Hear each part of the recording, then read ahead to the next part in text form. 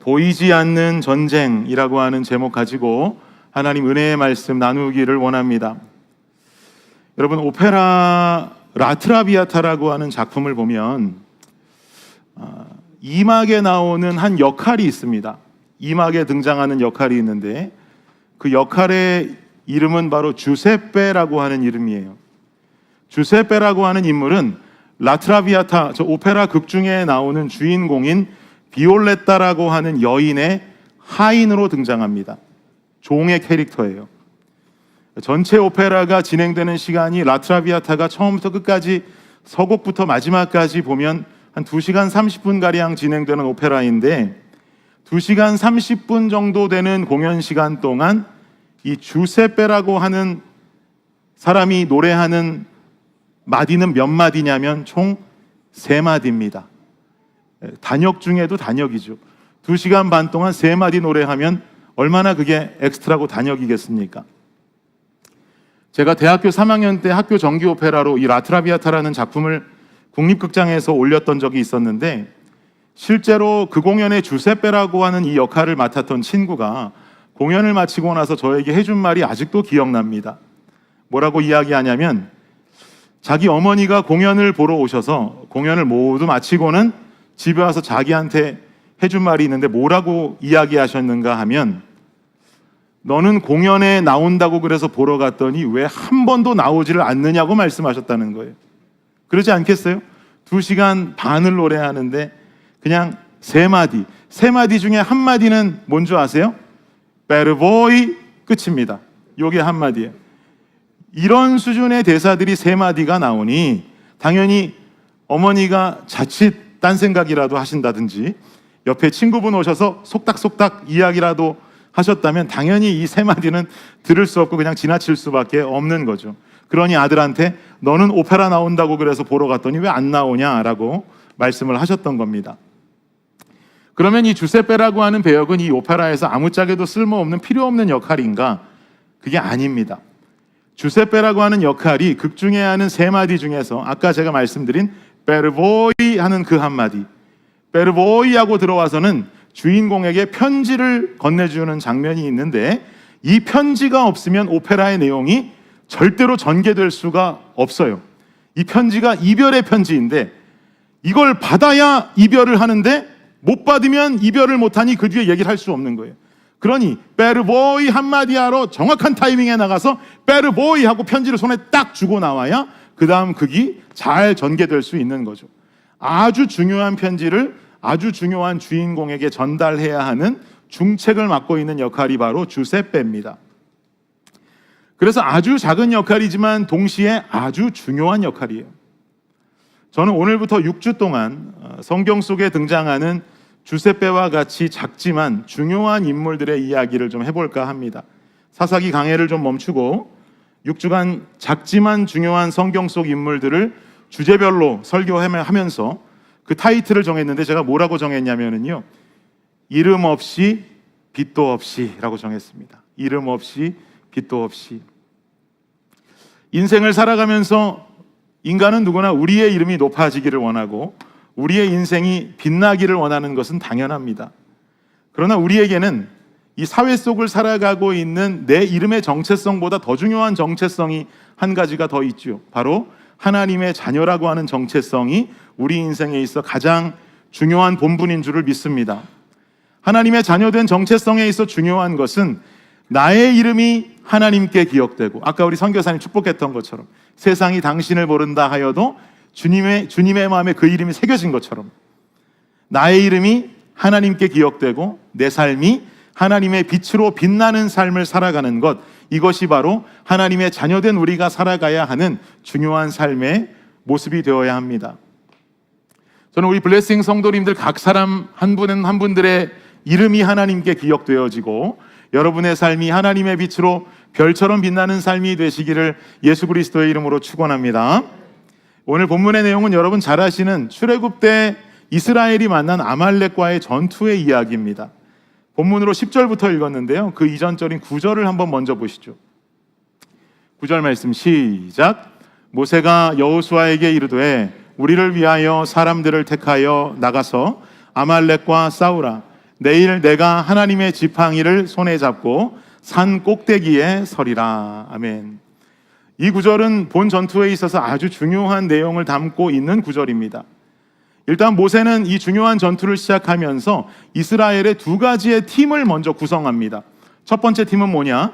실질적으로 전투에 참가해서 싸움을 벌일 실전팀을 꾸립니다. 그리고 또 한 팀은 어떤 팀이냐면 산 아래에서 싸우는 실전팀이 있으면 산 위로 올라가서 이 전투를 위해서 기도하는 기도팀을 구성합니다. 실전팀과 기도팀을 구성하는 거예요. 산 아래에서 싸우게 될 실전팀을 이끌어갈 리더는 누구냐면 여러분 잘 아시는 여호수아입니다. 여호수아가 이끄는 실전팀이 아말렉과 실제적 전투를 벌이는 거예요. 여호수아가 전쟁의 전문가여서 실전팀의 리더로 세운 것일까요? 그렇지 않죠. 애굽에서 종살이하다 나와서 내내 광야만 걸어온 백성들이 이스라엘 백성들일진데 무슨 군사 훈련을 했습니까? 그 안에서 싸움 훈련을 했습니까? 아무런 훈련도 없이 광야만 걸어온 이스라엘 백성들일진데 이 사람들 중에 전쟁의 전문가가 어디 있겠습니까? 말로는 여호수아가 이끄는 전쟁 실전팀이라고 할 수 있겠지만 실상은 그저 승리를 향한 열정만이 가득했던 사람들이 바로 이스라엘 사람들입니다. 이렇게 힘도 없고 기술도 없고 전술도 없는 군대를 산 아래에서 싸우게 해놓고 이스라엘의 가장 큰 리더라고 부를 수 있는 모세는 산 위로 호련히 올라갑니다. 그런데 9절 말씀을 다시 한번 이렇게 보시면 후반절에 말하기를 아말렉과 싸우라 내일 내가 하나님의 지팡이를 손에 잡고 산 꼭대기에 서겠다라고 기록합니다. 하나님의 지팡이를 손에 잡는다는 말이 의미하는 바는 뭘까요? 모세는 지금 아말렉과의 이 전쟁을 두 가지의 전쟁의 모양으로 해석하고 있는 거예요. 산 아래에서는 칼과 창을 가지고 싸우는 진짜 보이는 전쟁, 그리고 산 위에서는 이 전쟁의 주관자께 승리를 간구하는 기도하는 모습으로 진행하는 보이지 않는 전쟁, 보이는 전쟁과 보이지 않는 전쟁 두 가지로 나누는 것이죠. 그리고 이 전쟁의 승패는 보이지 않는 전쟁을 주관하고 계시는 하나님께서 허락하실 때 우리는 승리할 수 있다. 주님께서 그 주권을 가지고 계신다라고 하는 것을 믿고 알고 있기 때문에 하나님의 지팡이를 들고 산꼭대기에 올라간 것입니다. 사랑하는 여러분, 우리의 인생 속에서도요, 산 아래의 전투가 있고 산 위의 전투가 있어요. 그런데 우리는 보통 산 아래에다가 올인하십니까? 산 위에다가 올인하십니까? 안타깝게도 산 아래에 우리의 힘을 모두 올인할 때 있습니다. 어떻게 싸워야 잘 싸우나? 어떤 방법으로 싸워야 잘 싸우나? 어떻게 해야 이 싸움 이길 수 있는가? 산 아래에서 하는 실전적인 싸움에만 우리는 관심을 둘 때가 있단 말입니다. 그 전투가 모든 것이라고 여기기 때문이죠. 그러나 중요한 것은 성경은 말하기를 산 위의 전투에서 하나님이 허락하실 때 이 전투의 승패가 결정된다라고 하는 것을 우리에게 알려주고 있습니다. 사랑하는 여러분, 산 위에서 하나님께 매달리고 간구하는 기도의 삶을 살아가는 블레싱이 되기를 예수 그리스도의 이름으로 축원합니다. 여러분, 기도의 삶을 살고 계십니까? 기도의 삶을 살고 계신다면 언제 기도하십니까? 그리고 어떻게 기도하며 살아가고 계십니까? 모든 문제의 결정권자는 위에 계시는데 아래에서만 그 문제 해결하겠다고 모든 인생의 경험과 지식과 내 생각과 모든 것이 다인 양 아무리 산 아래 전투에 올인해 보십시오. 그렇게 그 문제가 해결된다 할지라도 다음 날 비슷한 문제가 또 찾아오면, 다음 달에 그 비슷한 문제가 또 찾아오면 나는 이미 그때 내 에너지고 뭐고 다 써버렸는데 그때 가서 무슨 힘으로 어떻게 싸울 수가 있겠습니까? 그러니 여러분, 우리는 산 아래에서의 싸움보다 산 위에서의 싸움을 더 중점적으로 해나가는 자들이 되어야 할 줄을 믿습니다. 사랑하는 여러분, 기도하십시오. 우리 인생에 있어 산 위에 있는 시간이 분명히 필요합니다. 우리가 기도할 때 승리의 주권자께서 우리의 손을 들어 승리의 손으로 들어주실 줄을 믿습니다. 그럼 이 전투에 있어서 산 위로 올라갔던 기도팀은 과연 누구인가? 본문 10절을 보시죠. 시작. 여호수아가 모세의 말대로 행하여 아말렉과 싸우고 모세와 아론과 훌은 산 꼭대기로 올라가서, 지금 기도팀으로 구성되어서 산 위로 올라간 사람들은 모세와 아론과 훌입니다.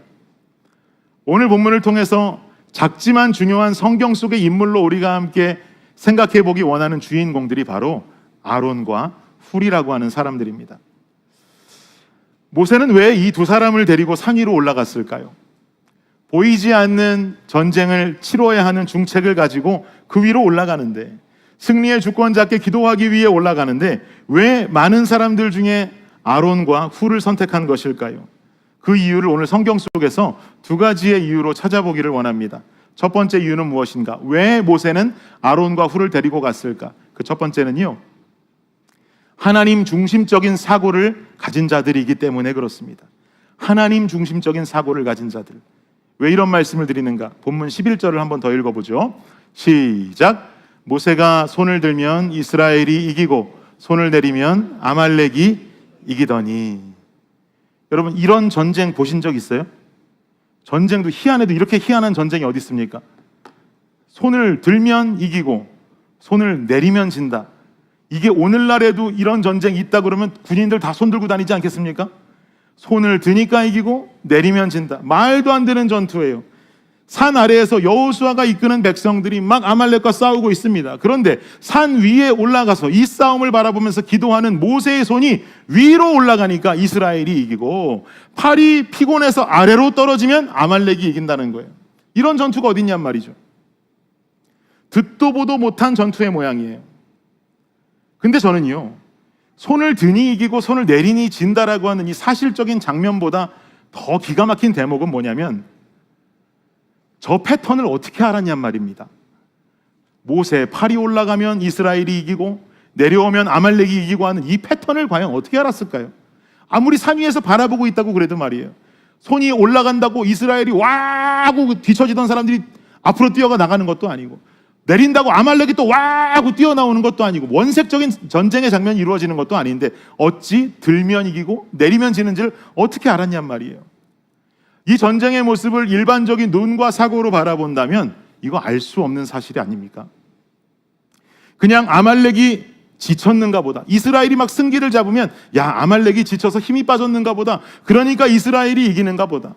또 아말렉이 이기면 야, 이스라엘이 아까는 공격하더니 이스라엘이 이제는 좀 지쳤는가 보다, 그러니까 아말렉이 이기는가 보다.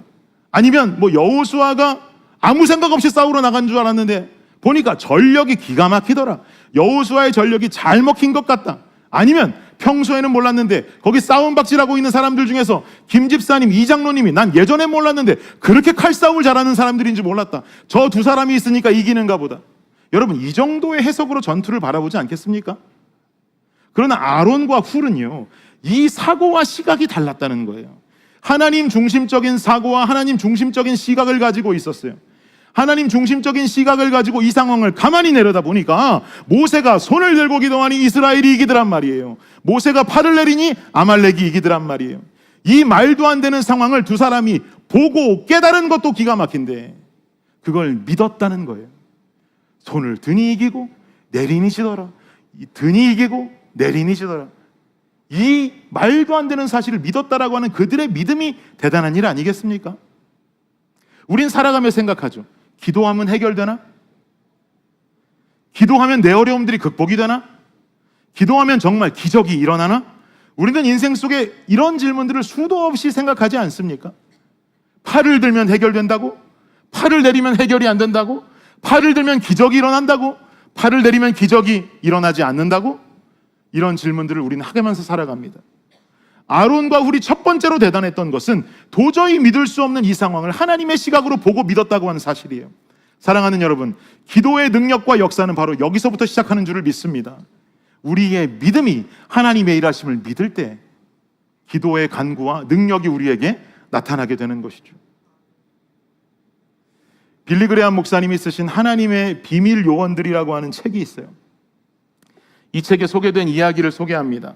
빌리 그레함 목사님은 남태평양의 뉴 헤브리디스 제도에서 식인종들에게 복음을 전했던 존 패튼 선교사님의 이야기를 전합니다.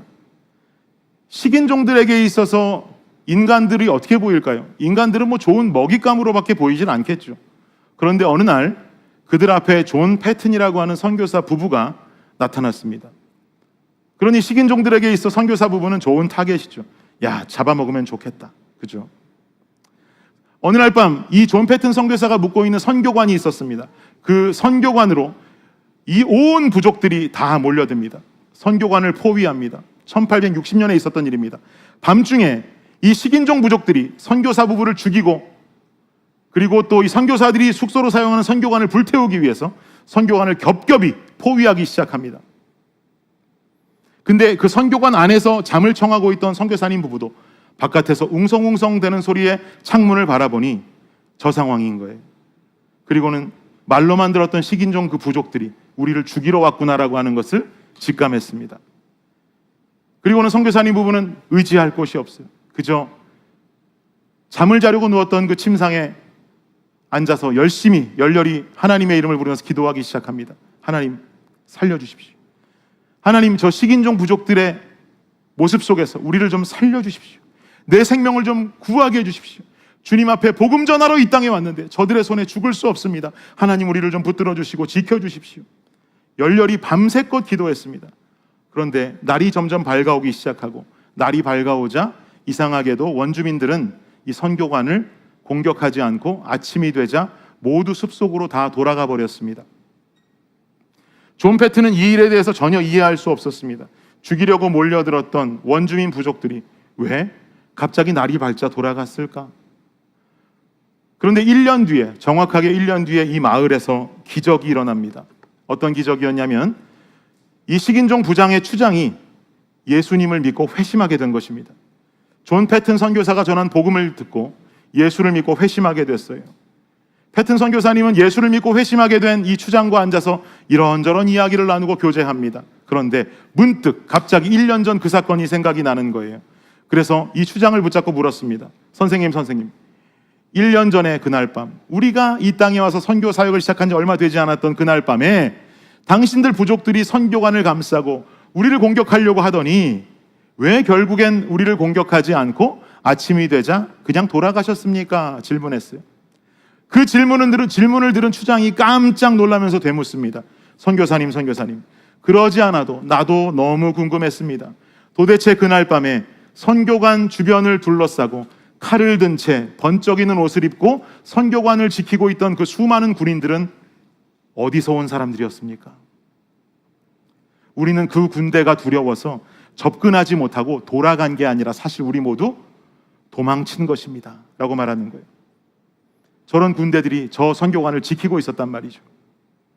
어떻게 생각하십니까, 여러분? 오늘날에도 선교지에서는 수많은 하나님의 역사와 기적들이 일어나고 있습니다. 왜 그럴까요? 황폐한 선교지에서 선교사들이 의지할 수 있는 바는 하나님 한 분밖에 없기 때문이죠. 나의 지식도 의지할 수 없죠. 나의 경험도 의지할 수 없죠. 말이 자유롭게 통하지도 않고 문화도 자유롭게 통하지 않는 그 선교지에서 선교사님들은 바라볼 수 있는 건 오직 그들을 이 땅에 부르신 하나님밖에 바라볼 수 없는 것입니다. 위험천만한 상황 속에 하나님을 향한 믿음으로 그 삶을 살아갈 수밖에 없는 것이죠. 선교지에서 그들의 시각은 하나님 중심적인 시각을 가질 수밖에 없는 것이에요. 결국 하나님은 보이지 않는 싸움에 하나님만 바라보고 있는 선교사님들의 모습 속에 믿을 수 없는 일들을 여전히 오늘까지도 이루시고 계시는 것입니다. 손을 들면 이스라엘이 이기고 손을 내리면 아말렉이 이기는 이런 놀라운 기적의 역사들이 오늘날까지도 선교지에서는 많이 일어나고 있습니다. 사랑하는 여러분, 온전한 믿음을 가지고 전적으로 하나님을 의지하는 우리의 믿음이 되기를 간절히 원합니다. 그 믿음을 가지고 주님께 기도하는 삶을 살아가는 우리가 되기를 원합니다. 아론과 훌을 통해 일하신 하나님, 존 패튼 선교사님을 통해 일하신 하나님의 역사가 오늘 우리의 삶에도 벌어지고 나타나게 될 것을 예수 그리스도의 이름으로 축원합니다.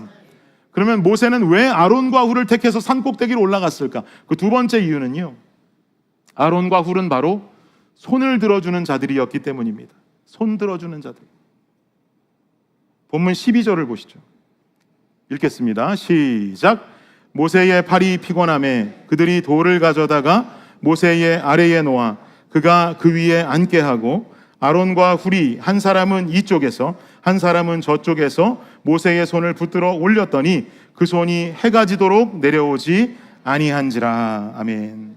모세가 팔을 들고 기도하니 이스라엘이 이깁니다. 팔을 내리니 아말렉이 이깁니다. 그러나 모세의 팔이 무쇠 팔일 수 없습니다. 팔이 아프니 점점 내려갑니다. 그러자 아말렉이 점점 이깁니다. 그러자 어떻게 합니까? 우선 아론과 훌이 돌을 가지고 옵니다. 그리고 모세가 그 위에 앉을 수 있도록 도와줍니다. 돌 위에 앉혀놓고는 모세가 손을 들고 기도하는데 손이 점점 또 내려오자 이스라엘이 지지 않도록 아론과 훌은 그 옆에서 한쪽씩 손을 붙들어서 받들어 올려주는 겁니다. 여러분 상상해 보세요. 아론과 훌의 모습, 그리고 그 힘을 가지고 손을 들고 있는 모세의 모습, 얼마나 아름답고 귀합니까? 근데 여러분, 이 두 사람 중에서, 아론과 훌 두 사람 중에서 누구 하나라도 야 저거 이스라엘의 리더라는 놈이 손 올라갈 때 이스라엘이 이기는 걸 알면서도 좀 아프다고 손을 내리네. 지네 백성이 지가 손을 내려서 싸움에서 패배를 당하고 공격을 당하는 줄 알면서도 저러고 손을 내리고 있네. 혹은 또 이렇게 얘기할 수 있겠죠. 밑에서 백성들은 다 싸움 박질 시켜놓고 지는 아론과 훌 데리고 올라가서 산 위에 올라와서 기도나 하고 앉아있네. 얼마든지 말할 수 있어요. 아론과 훌은 이런 방구하지 않았습니다. 그들의 입술은 불평의 입술을 가지고 있지 않았어요. 불평의 입술은 닫고 함께 짊어지고 함께 고통을 이겨나가는 동역의 행동을 보여준 사람들이 바로 아론과 훌입니다. 여러분, 모세만 있다고 아말렉 이길 수 없었습니다. 아론과 훌이 있었다 해도 그들이 불평하고 모세를 정죄했다면, 모세를 앉히지 않고 그의 손이 내려오지 않도록 들어주지 않았다면 이스라엘이 아말렉을 이길 수 없습니다. 모세가 있었고 옆에 아론과 훌이 있음에, 그리고 그들이 모세에 내려오는 그 손을 붙들어서 올려주었기 때문에 이스라엘이 아말렉을 이길 수 있었던 것입니다. 여러분, 교회 사역에 있어서 모세의 역할을 감당하는 사람 누굴까요? 우리 교회 모세의 역할을 감당해야 되는 사람 누굽니까? 순간 저라고 생각하셨습니까? 아니에요. 교회 사역을 지금까지 해오면서 깨닫게 되는 건, 교회 사역에 있어서는요, 수많은 모세들이 존재합니다. 주어진 사역들마다 그 사역에 앞장서서 이끌어가는 모세와 같은 리더들이 교회에 무수히 많습니다. 우리 교회의 안수 집사님들일 수도 있겠고요, 여러분 목장의 목자들일 수도 있겠고요, 사역마다 앞장서 있는 팀장일 수도 있겠고요, 때론 교회 안에서 만남을 주선하는 어떤 성도님일 수도 있겠고요, 교회만이 아니라 여러분 가정을 이끌어가는 여러분 가정의 가장일 수도 있습니다. 그런데 앞장선 리더들이 말하기를, 자, 여러분 오늘 저를 따라서 저 산으로 올라가십시다 라고 말할 때 밑에서 함께 싸워야지, 싸움은 밑에서 일어나는데 쓸데없이 저기엔 왜 갑자기 올라가자고 하는 겁니까? 결국은 울며 겨자 먹기로 따라 올라가서는 지쳐서 그 리더의 팔에 힘이 빠져 내려오게 되니, 왜 팔은 내립니까? 내리니까 지금 전쟁에 지고 있는데. 그 리더 자격 있습니까? 리더라면 올리고 있어야지. 리더라면 팔이 빠져도 올리고 있어야지. 우리가 이렇게 다가가기 시작한다면 어떤 전쟁에서든 승리를 해야 하는 우리 블레싱이라는 공동체, 여러분의 가정 공동체는 승리를 장담할 수가 없는 것입니다. 산 위로 올라가서 쓸데없는 일하자는 게 아니라 이 전쟁의 주관자가 되신 주님께 간구하고 매달리고 기도합시다 라고 모세가 말하니 순종하며 산으로 함께 올라가고, 주님을 부르짖다가 몸이 피곤해지고 고통이 찾아오니 돌 위에 앉혀주고, 팔이 견디지 못해 내려오니 함께 들어주고, 결국 이스라엘의 승리를 이루어갈 수 있었던 그 중요한 원동력의 사람들이 바로 아론과 훌이었다라고 하는 이 사실 잊지 않는 우리가 되기를 원합니다. 우리 블레싱 공동체에 아론과 훌과 같은 성도들이 넘쳐나기를 축원합니다. 아론과 훌이 넘쳐나는 여러분의 가정이 되기를 축원합니다. 불평의 입술보다는 손을 함께 들어주는 동역의 사람들이 되십시오. 불평의 입술보다는 기도의 입술을 여는 믿음의 사람들이 되십시오. 그래야 여러분의 가정 공동체, 그리고 이 블레싱 공동체가 아말렉과 같은 힘 있는 적군으로부터 비로소 안전해지는 것입니다. 여러분의 모습이 아론과 훌의 모습이 되어서 온전한 승리를 경험하는 우리 블레싱 공동체와 여러분 가정 공동체와 여러분 직장 공동체가 될 수 있기를 예수 그리스도의 이름으로 축복합니다. 결론을 맺겠습니다. 오늘 설교를 시작하면서 제가 오페라 라트라비아타에 나오는 단역 중에도 단역인 엑스트라 주세페에 관해서 이야기를 드렸습니다. 오페라 전체에서 단 3마디만 나오는 작디 작은 역할, 그러나 그가 주인공에게 전달해준 편지가 없다면 이 극은 전개되지 않는다고 말씀드렸습니다. 작은 역할입니다. 그러나 동시에 너무너무 중요한 역할입니다. 작지만 없어서는 안 될 역할입니다. 그런데 이 오페라의 작곡자가 누구냐면 바로 주세페 베르디입니다. 아주 작지만 없어서는 안 되는 이 역할에 주세페 베르디는 자신의 이름과 동일한 주세페라고 하는 역할의 이름을 부여했습니다.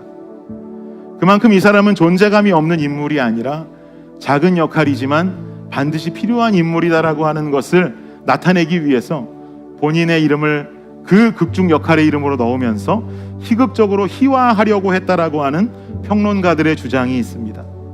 동감합니다. 이름이라고 하는 것은 그렇게 중요합니다. 여러분의 부모님들께서도 여러분 각자 이름을 지으면서 그 이름의 뜻을 부여하셨습니다. 대부분의 한국 사람들은 한자어 이름이다 보니까 한자어 한 글자 한 글자를 뜻을 헤아려 보면 어떤 이름의 뜻인지를 알 수가 있죠. 그 이름대로 되기를 원하는 마음에 우리를 낳고 그 이름을 지어주신 겁니다. 그리고 그 이름에 걸맞는 사람이 되기를 간절히 바라셨을 겁니다. 아론과 훌이라고 예외였을까요? 그렇지 않죠. 아론과 훌도 마찬가지였을 겁니다. 그럼 아론의 이름의 뜻은 무엇이냐? 아론의 이름의 뜻은요, 고귀한 자라고 하는 뜻입니다. 고귀한 자. 훌이라는 사람의 이름의 뜻은 뭘까? 빛나는 자라는 뜻입니다. 고귀한 자, 빛나는 자. 이스라엘과 아말렉의 전투를 통해서 영웅적으로 묘사되는 인물은 당연히 모세입니다. 근데 모세 홀로 있었다면 이 전투의 승리는 쉽지 않았습니다. 아론과 훌이 있어야만 했습니다. 그들은 영웅적인 모세의 모습보다는 옆에서 돌을 갖다 주고 팔을 들어 올려주는 마치 주세페와 같은 조연과 같은 모습으로 오늘 장면에 출연하고 있습니다. 그래서 저도 오늘 이름 없이 빛도 없이라고 하는 성경 속의 조연들의 이야기를 시리즈로 설교하면서 첫 인물들로 아론과 훌을 선택한 겁니다. 그런데 성경 속에 나타난 그들의 모습과 그들의 이름은 전혀 그렇지 않더라고요. 이름 없이 빛도 없이의 이름의 뜻이 아니더란 말입니다. 이름 없는 아론이 아니라 이름의 뜻을 보니 고귀한 아론이랍니다. 빛도 없는 훌이 아니라 이름을 보니 빛이 나는 훌이랍니다. 사람들이 모세에게 집중하게 되고 모세라는 주인공을 바라보는 상황 속에 하나님의 눈은 모세만을 바라보지 않으셨습니다. 돌을 가져다 앉히고 그들의 팔을 들어주었던 아론, 너는 고귀한 자. 또 옆에서 한쪽 팔을 들어주었던 훌, 너는 빛나는 자. 그리고 성경에 그 이름을 그대로 기록하셨습니다. 당시 모세의 나이가 80이었습니다. 아론의 나이는 모세보다 3살이 많았으니 83세였습니다. 모세가 120세의 생을 마감했다라고 성경이 기록한다 해도 80세의 나이, 83세의 나이는 적은 나이가 아닙니다. 인생의 중요한 시기를 다 지나보낸 나이, 경험도 쌓일 만큼 쌓인 나이, 지식도 쌓일 만큼 쌓여있는 그 시기, 그야말로 인생의 원숭미가 쌓여있는 그 시기. 지금의 연령대로 말하면 50대 후반에서 60대 초반이라고 말하더라고요. 그렇게 원숭미가 쌓여있고 경험도 많고 지식도 많고 모든 것을 가지고 있는 이 상황 속에 모세와 아론과 훌은 세상의 관점으로 이 전쟁을 바라보지 않고 하나님의 관점을 가지고 보이지 않는 전쟁에 그들의 온 정성과 힘을 다 쏟아붓고 있습니다. 여러분 이해가 되십니까? 전 그렇게 이해하니 이 장면이 더욱 이해가 되지 않더라고요. 그렇게 이해하니 이 세 사람의 믿음이 얼마나 깊은 믿음인지를 깨닫게 되더라고요. 사랑하는 여러분, 오늘도 하나님께서는 우리의 인생을 바라보고 계십니다. 주님께서 바라보는 내 인생 어떤 모습이십니까? 세상에서 모두가 주인공 될 수 없습니다. 세상에서 모두가 다 화려한 인생 살아갈 수는 없습니다. 그러나 그 모든 것 세상은 아니라 해도 주님 보시기에 내 인생이 참 고귀하고 주님 보시기에 내 인생 참 빛이 난다면 이보다 가치 있는 인생이 있을까요? 내 경험과 지식이 우선되는 것이 아니라 하나님을 향해 드리는 간구의 팔과 하나님을 향해 올려드리는 기도의 팔이 더 우선되는 삶을 사는 것, 이것이 진정 가치 있는 삶의 모습 아니겠습니까? 그러나 그 길을 걸어간다는 것 쉽지 않습니다. 그 길은 좁고 험합니다. 우리가 살아가는 땅이 세상이고 세상은 현실의 장소이기 때문이죠.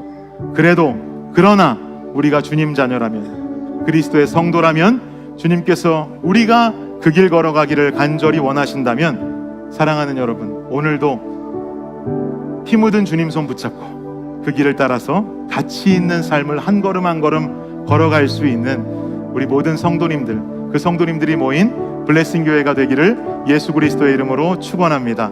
이 시간 우리 함께 찬양하며 기도하며 나아가겠습니다.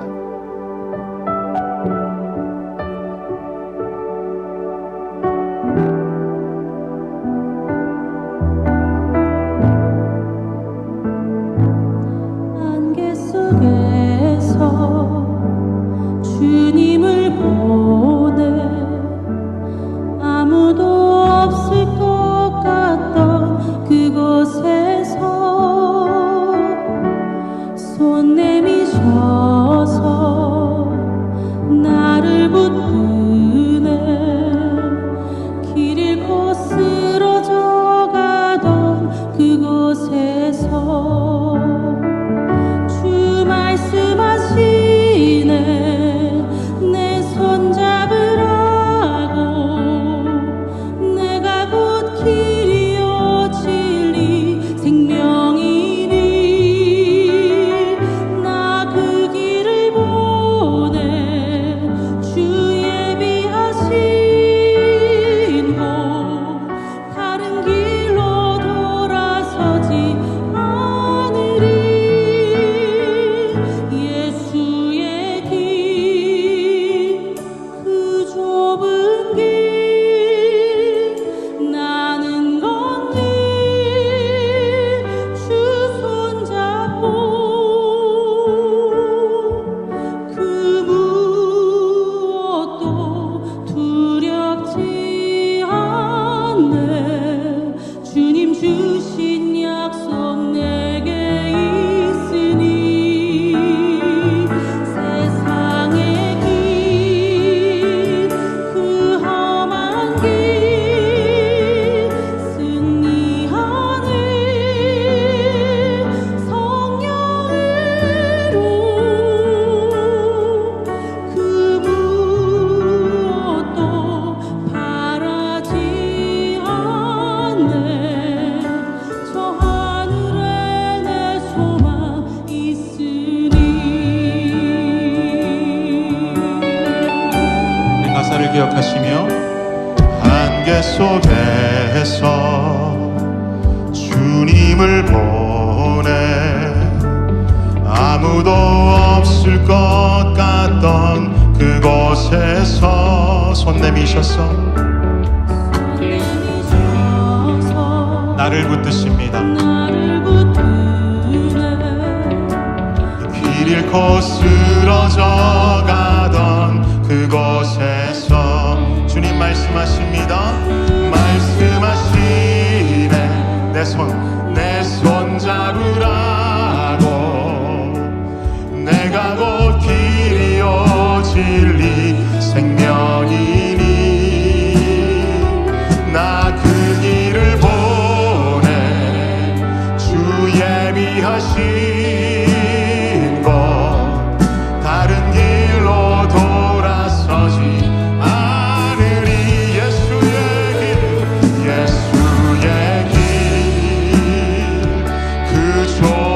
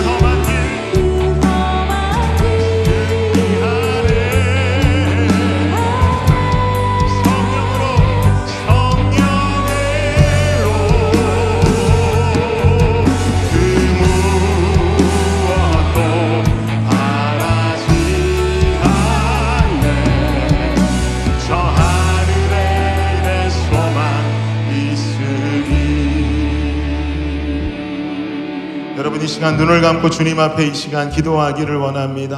주님, 나를 아론과 같이 사용하여 주옵소서. 주님, 나를 훌과 같이 사용하여 주시옵소서. 주님, 세상을 향한 나의 현실적인 시각과 세상을 향한 나의 일반적인 시각을 내려놓고 기도하는 자답게 하나님 중심적인 시각을 가지고 아버지 하나님 살아가는 주의 일꾼 되게 하여 주옵소서. 주님, 손을 붙들어 올릴 수 있는 동역의 손이 있는 아버지 하나님 나의 삶이 되게 하여 주옵소서. 주님, 이름 없이 빛도 없이 살아가는 아버지 하나님 그 삶을 주님 위해 살아갈 때에 고귀하고 빛나는 자라 칭찬받는 나의 삶이 될 수 있도록 주여 역사하시고 인도하여 주시옵소서. 이 시간 우리 주님 이름 한번 부르고 기도하며 나아가도록 하겠습니다. 기도합니다.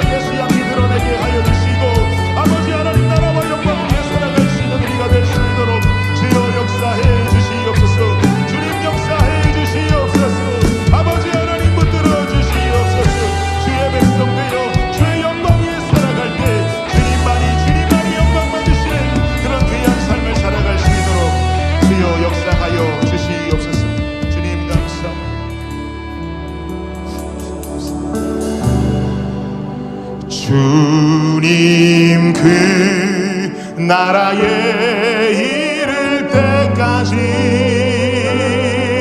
순례의 걸음 멈추지 않으며 어떤 시련이 와도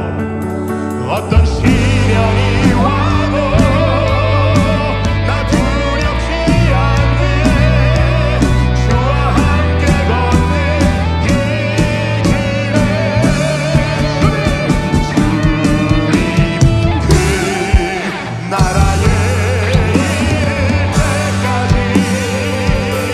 이를 때까지 순례의 걸음 멈추지 않으며 어떤 시련이 와도 나 두렵지 않네. 주와 함께 걷느니 우리 전심으로 같이 한번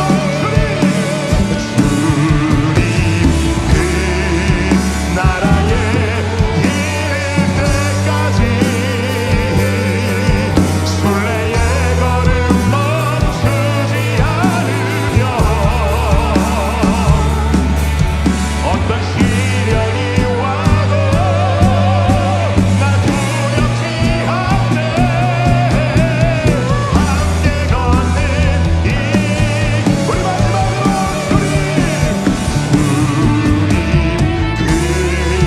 나라에 이를 때까지 순례의 걸음 멈추지 않으며 어떤 시련이 와도 나 두렵지 않네. 주와 함께 걷는 이 길.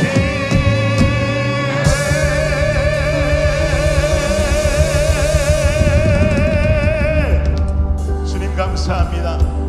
주와 함께 걷는 이 길, 아버지 하나님께서 말하실 때 고귀한 자라 칭찬 얻을 수 있다면 빛나는 자라 칭찬받을 수 있다면 그 길 십자가의 길이라 해도 좁은 길이라 해도 험한 길이라 해도 주님 주신 은혜 따라 걸어가는 우리의 삶 되게 하여 주시옵소서. 들은 말씀을 기억하고 들은 말씀 그대로를 우리가 순종하며 받으며 살아낼 수 있는 우리 모두가 주님 되게 하여 주시옵소서. 감사합니다. 예수님 이름으로 기도드립니다. 아멘. 자리에서 함께 일어나셔서 마지막 찬양 기쁨으로 드리며 예배 마무리하겠습니다.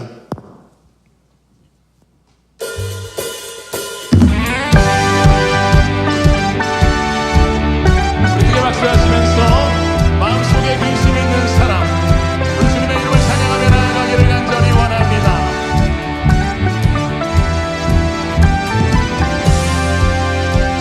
마음속에 근심 있는 사람, 마음속에 근심 있는 사람 주 예수 앞에 다 아뢰어라. 슬픈 마음 있을 때에라도 주 예수께 아뢰라. 아멘.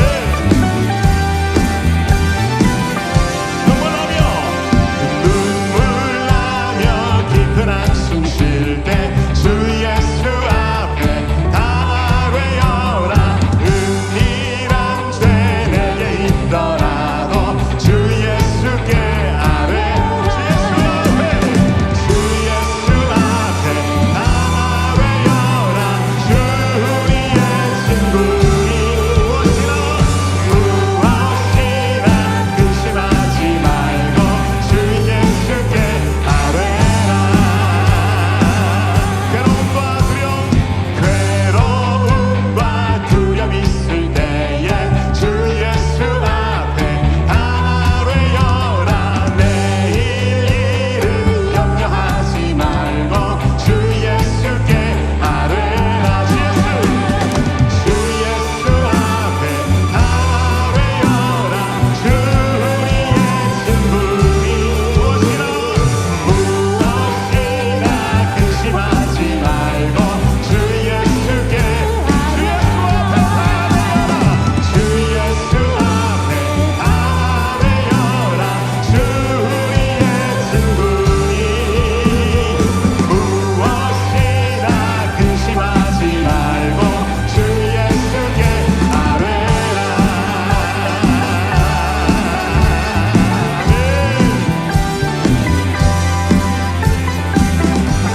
우리 염려와 근심 주님 앞에 모두 내어놓고 찬양하기를 간절히 원합니다. 염려하지 말고 기도와 간구로 감사함으로 한 번 더 염려하지 말고 기도와 간구로 감사함. 한 번 더 염려하지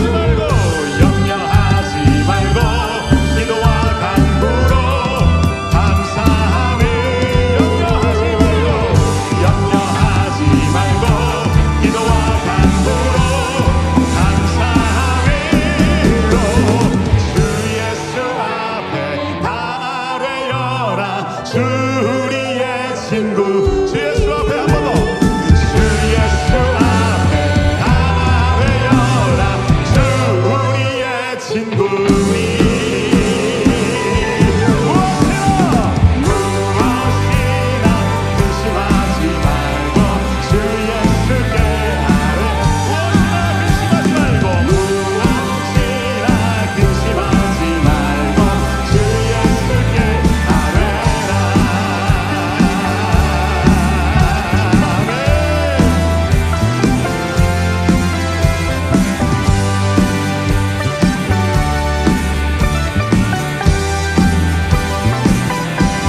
우리 하나님께 영광의 박수 큰 소리로 올려드리기를 원합니다. 아멘. 아멘. 기도하는 자들로 하나님의 시각을 가진 영적인 군사로 일어나기를 원합니다. 아멘. 지금은 우리 주 예수 그리스도의 은혜와 무한하신 아버지 하나님의 사랑과 놀라운 성령의 은총이 오늘 이 시간 주 앞에 나와 예배하고 말씀 듣고 결단하며 돌아가는 이 자리에 모인 모든 주의 백성들 머리 위에 지금으로부터 영원까지 함께 하시기를 우리 주 예수 그리스도의 이름으로 축원하옵나이다. 아멘.